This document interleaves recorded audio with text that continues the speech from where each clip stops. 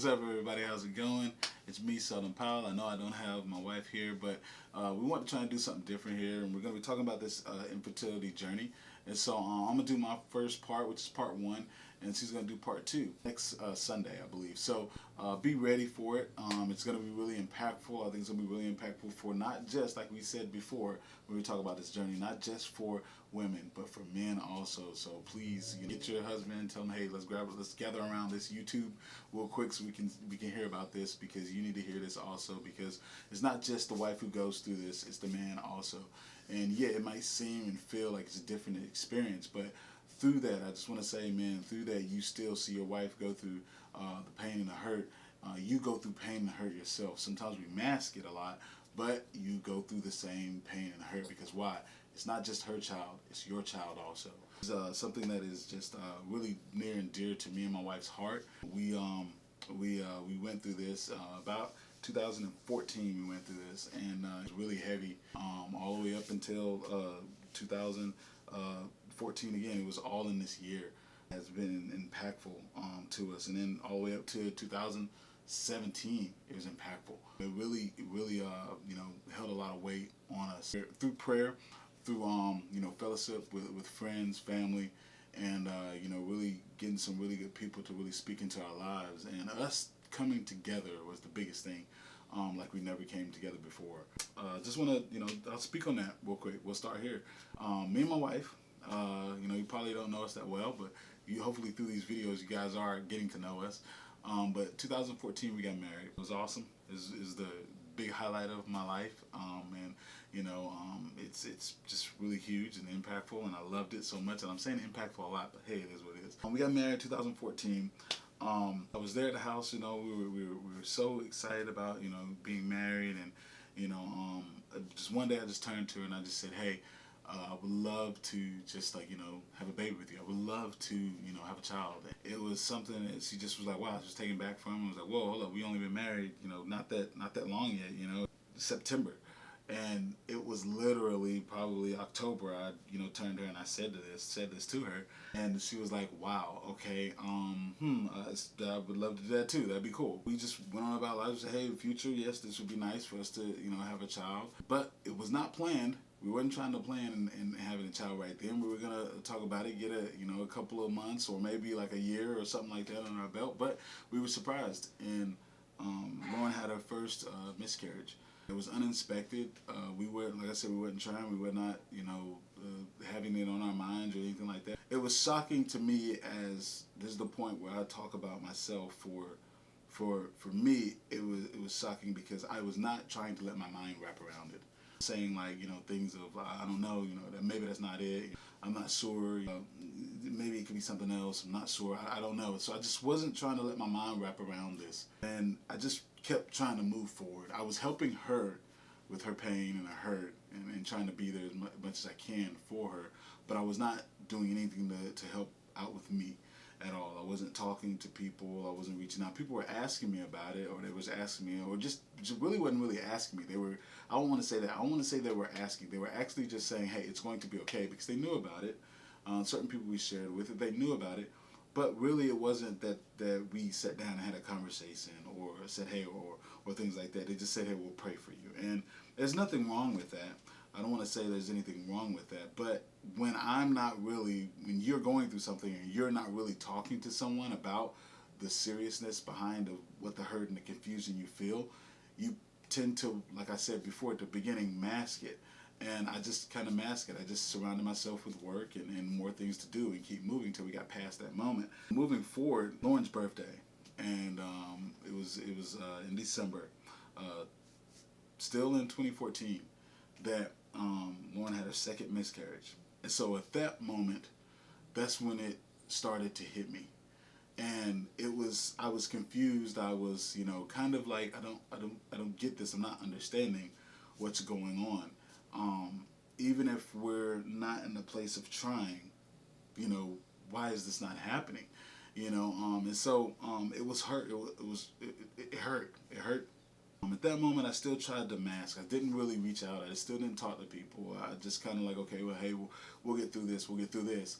And so I remember it just like it was, yesterday. I basically go to the church or something like that. And I was like, hey, I got to practice. I got to, get my mind focused around the music and making sure I'm doing it right and doing these things. And I go up to the church. And so I'm there and I'm by myself. And so I start playing, and I'm playing, in a way of like escaping, or in a way of like, in two parts. One way of escaping, and then the other way of, I need answers. Like, what is going on? Like, why is this not happening? Like, what is, like, blah, blah, blah. And I'm saying all these things, and I'm just praying, but I'm also playing. And I'm going through the songs in my head, and I'm getting them, but then I'm not getting them, and I'm just playing. So I get done, and I'm sweaty, whatever, and I go to the front door, and right before I'm locking up, putting all the lights down, I get to the door to grab the handle, and I break down.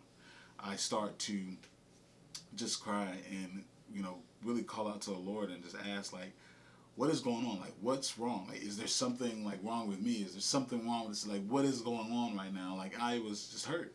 And, and just searching for answers, and just don't know. And I was by myself now. And luckily I was by myself, but I don't want to say luckily, because I am at the church. And if somebody did walk in, they could pretty much just say, hey, man, I'm here for you. And that might have been a good moment. But I think I needed my moment right then to myself to really understand, or try my best to understand, and get some reasoning out of it. I prayed heavy. I prayed for, at that moment, peace to be still over my heart, so I can actually, move up, or get the energy to actually get in the car and drive home. Get home, and I see Lauren, and I tell her right then, and I tell her what happened. I tell the situation, and I'm just like, I'm confused. I don't understand, and but I still would love to, still want to have a child with you. Like, grab each other up real close and kiss each other, and we move forward. Because after 2014, after that one in December, after Lauren's birthday, we took a break. I don't want to forget about that. We took a break for about a year. We went through whole 2015 of not trying at all, and I just, like, because we went through a lot of hurt and pain. We had 2 miscarriages within the year. So, we took a break to flash forward, like, May of 2016, and we said, hey, we're going to start trying. Let's start trying to have a kid, and so we were like, all right, sounds great. We take a baby, a baby making case, and a baby make case, and I think that's what we called it. And it was in July of 2016, and so we said, hey, we're going to, this is our time. So whoever, you should understand that if it's a baby making vacation, so there you go. There's your term for it, baby making case, or baby make case, something like that. Lauren came up with terms. She's good at coming up with terms like that. I would have been like making babies or something. She would have been like, that just doesn't make any sense. Flash forward, 2016, we come off of our baby making vacation, and going in a good direction. We're in a happy direction and stuff like that. April 2017. That was when Lauren had her 3rd miscarriage. But at this time, I was not being alone. I actually reached out to people. I actually reached out to friends. And I was confused. Didn't know what was happening. I reached out to people. I was open. Really just sitting down, and really at this point starting to say, hey, I need to talk to my friends. I need to talk to a good friend of mine. He was not trying to, at this place, as men, we love to kind of fix things all the time. Whenever our wife says, hey, this right here is what I'm dealing with, reason why we get in an argument, or reason why we have misunderstanding, is because we're trying to go, well, this is right here, this is the issue. I reached out to, he did not try to do that. He just heard me. He heard me, and it was a big thing, because he just sat there and he listened to me, and he just kind of just let me vent and let me ask these questions and things like that. He was not trying to fix, because he knew that in a way I can't fix it. I don't know how he knew that, but he just knew. He's like, this is not something to be fixed. This is something for me to actually give a platform for him to just be able to speak, be open, be broken. And through that moment, that was the best time for me, because that's what I needed. It wasn't just I went to him and I never went to my wife. I went to my wife after that, though, because I understood that she needs to understand that too. Because through that, he said, Sheldon, you don't need to just speak to me. Have you been speaking to Lauren? And I said, well, no, because I've been just trying. I don't want to be the one that looked like I was weak or anything like that. He was like, why? You're not weak. Neither of you guys are weak.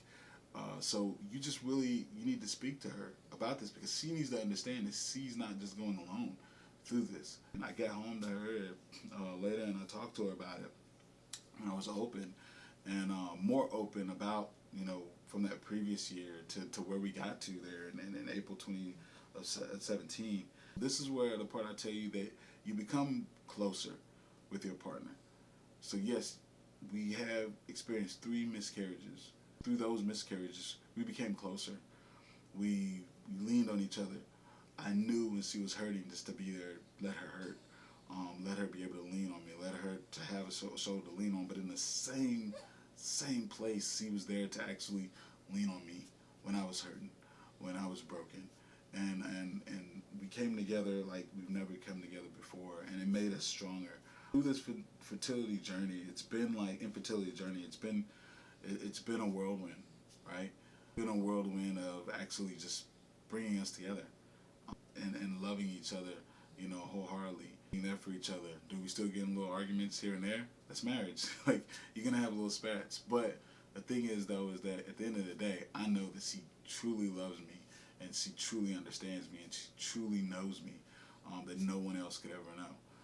We get to a point in our life now in marriage to where we were just like, you know what, hey, let's go and start, you know, having fertility treatments. Let's also get an understanding of what's going on to make sure it's not either me or it's not her, or to see what it is that's holding up the process, right?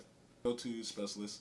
We see the specialists, sit down with them, and they're talking to them. We do all the things that you do when you're going through this infertility journey, and we find out that, you know, we're both healthy, we're both good, you know, and we're like, okay, well, this is kind of weird, you know, but it's just coming down to saving all the science for all the doctors who know out that way. It comes down to the science of something not talking to something else, and it's not understanding. So we were like, okay, well, what do we do from here? Between November 2018 all the way to August 19th, we started trying through the fertility. This is our fertility journey, and doing the fertility treatments. And so we get to August 19th, right? And so it's like, wow, okay, sweet, we're gonna do this fertility treatment, and we're gonna be going in this direction. So that was actually also the time that we get a phone call that's saying that, hey, there's a child in need of a home. Like, whoa, okay. So all I could say was, wow, wow, wow. And call leads us to this beautiful baby boy that you probably hear in the background. If you don't hear him, then cool. That means I did good with the sound. No, I'm just joking. It's a crazy journey. We don't know what the next chapter of our lives are. We don't know if, like, 2 months from now, 3 months from now, Lauren is pregnant, and then there's 2. But we know right now where we are. We are thankful to be here. We are thankful to have this little guy in our lives. That leads us to this beautiful baby boy here. He is awesome sauce, man. And he's putting his hand in my face like, hey, it's my turn. But he's just awesome, man. And, you know, I'm going to close out here. I don't want to, he's like, let me talk. But I'm going to close out here, guys. And I'm just going to say this right here. We are happy to be where we are. It's a crazy journey. It's a, you know, a crazy, beautiful journey, if I can say that, because in one way, yes, it hurts to have those miscarriages, but at the end of the day, me and my wife came closer over that. It taught us about, you know, being there for one another. It taught us about struggle through something together. So what I can say, what I want to leave here and leave with you guys here is, you may experience the heartache, the pain, the struggle, the worry, the non-understanding, but as long as you and your partner are reaching out to people, you guys are reaching out to each other's hand, holding each other, knowing that you're not alone in that, know it's going to be better. You never know what's going to happen. You never know when you might get a phone call. You never know what God has in store for you different. Thank you for being on this journey with us. Wanting to take this journey with us. We never felt like we was alone. We knew we were together, but now it feels like we have like so many more people wanting to hear our story and wanting to know where we are. And I think he's going back to sleep. Also, no, he's not. He just opened his eyes. But we just thank you guys so much. And so please, if you can, just keep praying for us. Keep liking our content. Keep sharing it. And keep subscribing. Tell them, hit subscribe, please. Subscribe. Well, I'm gonna end it here, and please stay tuned for next week. Lauren's part 2 of this, and you know, it's gonna be just as, hopefully, you know, heartfelt and deep for you guys as maybe mine was, I guess, my story. So I think I can say we're out, buddy. Cool. We out. I think we say SNL out though. That's what we say. SNL out. He said it. No, actually it was just me. Okay, SNL out. You gonna do the thing? You gonna do the thing? No? Cool. Alright, we out.